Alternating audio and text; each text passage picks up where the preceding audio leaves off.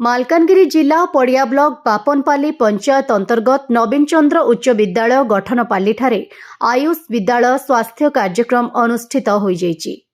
एही अवसर में स्कूल छात्र छात्री स्वास्थ्य संबंधी चर्चा योगासन और आयुर्वेद व्यवहार उपरे छात्र छात्री को सचेतन करा जायथिला। मनुष्य समाज आधुनिकतार वशवर्ती होई आधुनिक मेडिसिन ग्रहण करुथिले मध्य आयुर्वेद ही ए समस्त चिकित्सा शास्त्रर जनक बोली होमियोपैथी और आयुर्वेद डाक्तर मत प्रकाश करथिले। एही कार्यक्रम रे अतिथि भावे डाक्तर रजत मल्लिक, डाक्तर हरिहर सिंह, डाक्तर अनामिका प्रमुख उपस्थित थिबा बेले नवीन चंद्र उच्च विद्यालयर शिक्षक शिक्षयित्री और शताधिक छात्र छात्री उपस्थित थिले। मालकानगिरी जिल्लारू स्वतंत्र जिला प्रतिनिधि एन रवि को रिपोर्ट, ओडिशा हाइलाइट समाचार।